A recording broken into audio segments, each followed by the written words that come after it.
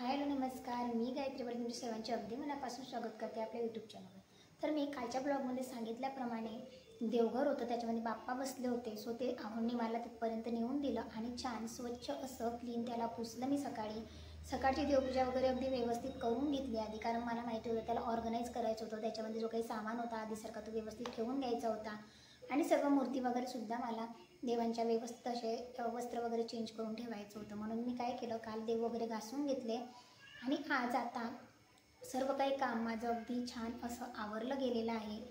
आणि आता मला ते देवघर लावायचं आहे, म्हणजे आवडीने तिथे ठेवून दिला तर त्याच्यामध्ये छान असे देव वगैरे सुद्धा मी अरेंज करते, व्यवस्थित ठेवते आहे। आणि जो काही सामान आहे किंवा बाकीच्या माझ्या पूजेच्या वस्तू आहे ज्या मला डेली यूजमध्ये लागतात त्यासुद्धा अगदी हाताजवळच, म्हणजे जे काही ड्रॉवर आहे त्याच्यामध्ये ठेवून घेते। आता बरेचशा कमेंट्स अशा असतात का आम्हाला तुझं देवघर दाखव, किंवा त्याच्यामध्ये किती मोठा स्पेस आहे, किती जागा म्हणजे किती जागा आहे किंवा किती वस्तू बसतात आणि किती पायऱ्यांचं तुझं देवघर आहे, असं बरेचसे प्रश्न मला असतात। म्हणून आता आजचा ब्लॉग त्याच लोकांसाठी केलेला आहे, जेणेकरून माझं देवघरसुद्धा ऑर्गनाईज होईल। आणि तुमच्यासोबत बोलता बोलता आता देवघरसुद्धा ऑर्गनाईज करते आहे आणि तुम्हालासुद्धा जवळून देवघर बघायला मिळेल की देवघर कसं आहे, किती मोठं आहे, किती पायऱ्या आहेत आणि किती सामान त्याच्यामध्ये बसतो। असं बघितलं तर खूप छान आहेत, जसं आम्हाला हवं होतं तसं आम्ही ते बनवून घेतलेलं आहे। म्हणजे तुम्हाला जसं हवं तसं तुम्ही कस्टमाइज करून घेऊ शकता, तर मी सुद्धा ते बनवून घेतलेलं आहे। तर चला आता आधी देवघर अरेंज करते आणि नंतर तुमच्याशी बोलते। तर तुम्हाला सांगितल्याप्रमाणे मी आवनीतपर्यंत आणून दिलं होतं त्याला। नंतर मी जे काही आधीचे देव होते, आधीचं देवघर मात्र माझे प्लाऊडवर होतं, ते त्याच्यावरच मी आता गणपतीचे 10 दिवस होते त्याच्यामुळे ठेवलं होतं। आणि नंतर बघा की ते वजनदार आहे, कारण ते छान असं फर्निचरमध्ये बनवून घेतलेलं होतं, म्हणून अगदी छान क्वालिटीचं त्यांनी आम्हाला दिलेलं आहे। त्याच्यामुळे माझ्याने सुद्धा ते लोटलं जात नव्हतं, पण तिथल्या तिथे होतं म्हणून मी त्याला पूर्ण हे करून म्हणजे सरकवून वगैरे घेतलेलं होतं। त्याच्यामध्ये लाईट सुद्धा आहे, तो सुद्धा मी आता नंतर लावणार होती, कारण ती वायर लावायची बाकी होती फक्त। आणि आजूबाजूचे जे काही सामान होतं आधी ते व्यवस्थित असं ठेवून घेतलं आणि नंतर मग आता देव ठेवायचे होते। त्याच्यामध्ये गुलाबजल, गंगाजल किंवा एक जो पाट आहे माझा तो सुद्धा मी देवघराजवळ ठेवते। जेवढं काही माझं देवाचं साहित्य आहे ते पूर्ण तिथे मावून जातं आणि बाकीचं जे काही उरतं ते सुद्धा मी तिथल्या तिथे बॉक्समध्ये ठेवते, जेणेकरून आपण दिवसभर ज्या काही देवपूजा करतो किंवा सकाळी देवपूजा करतो, दिवसभर सेवा करतो, ते ग्रंथ ते सर्व काही हाताखाली असले पाहिजे। आणि जर इकडे तिकडे किंवा बाहेर आपण कुठेतरी ठेवले साईडला घरामध्ये तर आपली सावली पडते आणि कोणी आलं तर एखाद्या स्त्रीची सुद्धा त्याच्यावर सावली पडते आणि मग त्याचे दोष मात्र आपल्याला लागत असतात, कारण येणाऱ्याला माहिती नसते की इथे काय आहे, पण आपल्या ठेवणाऱ्याला मात्र नक्कीच माहिती असते की इथे आपण काय वस्तू ठेवलेली आहे। म्हणून मात्र मी जे काही आहे ते हा जो आमचा कोपरा आहे जो की देवघरासाठीच आहे, वास्तुशास्त्रानुसार अगदी एवढीच जागा आम्हाला देवघरासाठी या फ्लॅटमध्ये मिळाली होती आणि ती खूप छान होती। तिथे मी सुद्धा अगदी व्यवस्थित अशी बसू शकते, देवघर सुद्धा बसतं आणि साईडला बाकीचा सामान सुद्धा बसतो, तर म्हणून काही अडचण येत नाही। तेवढ्या याच्यामध्ये माझा पूर्ण काही जो काही सामान आहे तो बसून जातो आणि बऱ्यापैकी सामान आम्ही घेतलेलं आहे आणि बऱ्याचशा वस्तू घ्यायच्या बाकी आहे, ज्या ज्या आता घेईल नवीन नवीन देवघरासाठी त्या सुद्धा तुमच्यासोबत नवीन ब्लॉगमध्ये एखाद्या मी शेअरच करेल की काय घेणार आहे किंवा काय काय लागतात। आणि असं पाहिलं तर आपल्या वर्षभरामध्ये जे काही सण उत्सव असतात, दिवाळी, दसरा, आता गणपती गेले, तर या नवीन नवीन याच्यामध्ये आपल्याला बऱ्याचशा देवांच्या वस्तू, कपडे, वस्त्र लागत असतात आणि एक एक वस्तू घेता घेता खूप सारा सामान हा माझ्याकडे तयार होत आहे हळूहळू। आता सुद्धा गणपतीचं डेकोरेशन घेतलं किंवा नवीन एक वस्त्र सुद्धा मी देवघरासाठी त्या पिरियडमध्ये घेतलेलं होतं, किंवा जेव्हा आम्ही गणपती बाप्पांचं डेकोरेशन घ्यायला गेले होते तेव्हा।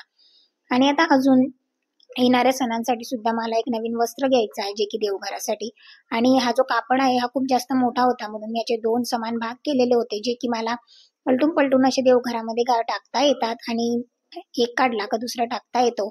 तर बऱ्याचशांच्या कमेंट्स अशा होत्या या कापडबद्दल का हा ब्लॅक आहे, ब्लॅक अजिबात देवघरात चालत नाही, तर हो, ब्लॅक तो अजिबात नाहीये, तो मोरपंखी कलरमध्ये आहे आणि ब्लूइश आहे, तो दोघांचा मिक्स कॉम्बिनेशन आहे आणि तो वेल्वेटचा असल्यामुळे बघणाऱ्याला मात्र ब्लॅक दिसतो, पण तो ब्लॅक अजिबात नाही आहे। मी ब्लॅक वस्तू अजिबात घरामध्ये वापरत नाही किंवा देवघरात तर मुळीच नाही, कारण आपल्याला सुद्धा माहिती आहे की चालत नाही। तर ज्याप्रमाणे मी तुम्हाला कालच्या ब्लॉगमध्ये सांगितलं होतं का मी देव स्वच्छ असे क्लीन घासून घेतलेले होते आणि नंतर सर्व जे काही देव होते ते व्यवस्थित असे नवीन वस्त्र चेंज वगैरे केले, कारण ग्रहण संपलं आणि सर्व काही मलाही झटकून घ्यायचं होतं किंवा देवांचे वस्त्र सुद्धा क्लीन करायचे होते, म्हणून पूर्ण वस्त्रच बदलवलं। देवांचे छोटे छोटे वस्त्र होते ते सुद्धा बदलवले, आसन बदलवले आणि म्हटलं चला ग्रहणाचा एक भाग म्हणून, आणि आता गणपती बाप्पा सुद्धा गेले, सो देवघर सुद्धा अरेंज करायचं होतं, म्हणून म्हटलं चला तुमच्यासोबत सुद्धा शेअर करते, कारण बऱ्याचशा लोकांना मी तुम्हाला सांगितल्याप्रमाणे असं देवघर घ्यायचं आहे किंवा वाटतं का तुमचं देवघर खूप जास्त मोठं आहे का की छोटं आहे, किती देव मावतात किंवा सर्व व्यवस्थित बसतं का, खालचा ड्रॉवर कसा आहे. कारण बऱ्याचशा महिला जेव्हा सत्यनारायण पूजा केली आमच्याकडे तेव्हा बघण्यासाठी सुद्धा आमचं देवघर आलं होतं की त्यांना बघायचं होतं की कसं आहे. पण ऍक्च्युली असं झालं का त्याच्यामध्ये ऑलरेडी गणपती बाप्पा बसलेले होते म्हणून त्याला चा जो काही ड्रॉवर आहे तो ओपन होत नव्हता खालचा आणि त्यांना सुद्धा बघता आलं नाही किंवा समोरूनच बघता आलं. म्हणून म्हटलं चला आता आजच्या ब्लॉगमध्ये तुम्हाला डिटेलमध्ये सुद्धा माहिती मिळून जाईल का देवघर कसं आहे. पण देवघरचं जे काही फर्निचर आहे ते खूप छान पद्धतीने आहे, अगदी छान व्यवस्थित असं बनवून घेतलेलं होतं. आणि जो काही मी खाली कागद टाकला तो मी फ्रीजमध्ये टाकण्यासाठी आणला होता. पण मग फ्रीजमध्ये सुद्धा मावून हे 2 ते 3 पेपर्स उरले होते छोटे छोटे आणि एक मोठा पेपर. तर म्हटलं चला इथे सुद्धा देवघरात खाली टाकून घेते. कारण जेवढा आपण स्वच्छता ठेवण्याचा प्रयत्न केला ना तेवढा एखादी वस्तू खूप छान आणि स्वच्छ आपण ठेवू शकतो. क्लिनिंग ही खूप जास्त महत्वाची असते. देवघर जेवढं तुम्ही छान सुंदर बनवाल तेवढं एखाद्याला बघणाऱ्याला सुद्धा आकर्षित करतं. ते म्हणजे आपलं देवघर असतं. घरात आल्या आल्या सर्वप्रथम आमचं जर कोणी घर बघत असेल तर सर्वप्रथम येणारी व्यक्ती ही आमचं देवघर बघत असते. कारण ते सुरुवातीलाच आहे. दरवाजामधून घुसल्यानंतर साईडला लगेच देवघर आहे म्हणून ते छान दिसतं, कलरफुल आहे, त्याच्यामध्ये लाईट्स आहेत आणि असं छान व्यवस्थित रचून ठेवलं ना का मला सुद्धा तितकाच आनंद मिळतो तो म्हणजे रोजच्या देवपूजा करत असताना. आणि तुम्ही जर असं बघाल तर माझं असं आहे जिथली वस्तू तिथेच ठेवते म्हणून त्या गोष्टीचा मला अजिबात प्रॉब्लेम नसतो की मी कितीही ऍडजस्टमेंट करून कितीही वस्तू ठेवल्या तरी मी अजिबात म्हणजे आवर्जून मी त्या काढू शकते. कितीही घाई असली तरी अगदी व्यवस्थित मला त्या काढता सुद्धा येतात.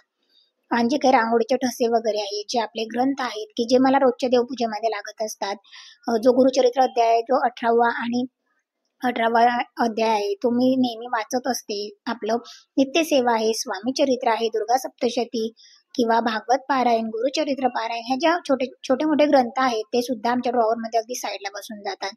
मग काडीपेटी आहे किंवा हळद, कुंकू, अक्षदा जे काही मोठे डबे आहेत, वाती आहेत, रांगोळीचे ठसे आहेत, ह्या विविध वस्तू, अगरबत्त्या आहेत, हे एखादी वस्त्र आहेत जे की मला नेहमीच्या सत्यनारायण पूजेसाठी मी वापरत असते. ह्या अशा छोट्या छोट्या वस्तू ज्या काही आहेत मी त्याच्यामध्ये ठेवून घेतलेल्या होत्या.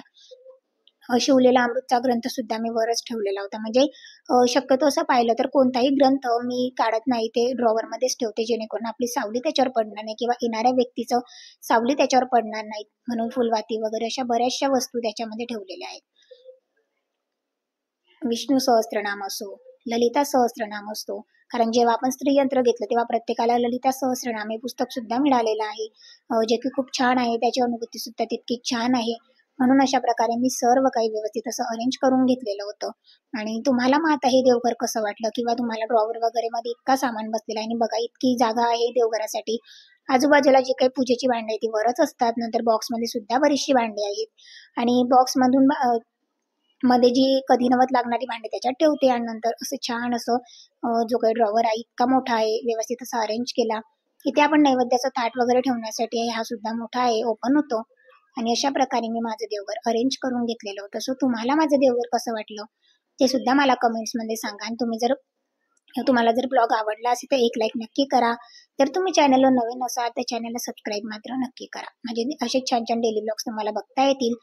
तुम्हाला जर असं छान असं देवघर फर्निचरमध्ये बनवून घ्यायचं असलं किंवा फर्निचरच्या शॉपमधून असं विकत घ्यायचं असलं की जेणेकरून ते तुम्हाला कुठेही नेता येईल तर तुम्ही अशा पद्धतीने छानसं देवघर घेऊ शकतात. आणि मागे आम्ही स्वामींचा आणि दत्तांचा असं महाराजांचा आणि दत्तांचा असं दोघांचा फोटो घेतलेला आहे. आणि जे काही छोटे मोठे फोटो आपल्याला रोजच्या पूजेमध्ये लागत असतात ते सुद्धा आहेत. तर कसं वाटलं मला देवघर नक्की कमेंट्स करून सांगा.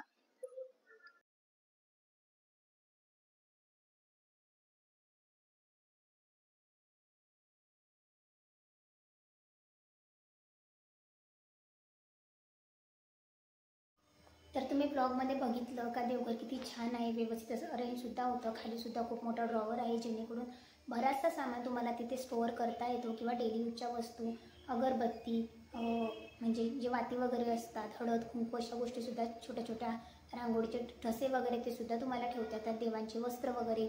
आणि जे मागचं तुम्हाला दाखवलं का मागे स्वामींचा फोटो आहे, म्हणजे महाराजांचा आम्ही फोटो घेतलेला होता आणि त्याच्या मागे दत्तांचा अवतार, असं ते आम्ही आमच्या मनाने बनवून घेतलेलं होतं. तिथे नेहमीमध्ये जर आम्ही बघितलं होतं तेव्हा फक्त गणपती असायचे, फक्त गणपतीचा फोटो होता. आम्हाला असं महाराजांचं होतं म्हणून असं बनवून घेतलेलं होतं. मग तुम्हाला ज्याप्रमाणे कस्टमाइज करायचं असेल त्याप्रमाणे ते सुद्धा करून देतात. तर आम्ही सुद्धा फर्निचरच्या शॉपमधून ते बनवून घेतलेलं आहे. आणि देवघराविषयी अजून काही तुमचे प्रश्न असतील किंवा कसं हवं, किती फुटाचं हवं, आणि किती पायऱ्यांचा म्हणजे जे काही प्रश्न असतील ते सुद्धा तुम्ही कमेंट्स बॉक्समध्ये मला विचारू शकतात. सो ब्लॉग कसा वाटला नक्की कॉमेंट सेक्शनमध्ये सांगा. चॅनलला नवीन असाल तर एक लाईक नक्की करा आणि ब्लॉग आवडला असेल तर जास्तीत जास्त लाईक करा, सबस्क्राईब करा.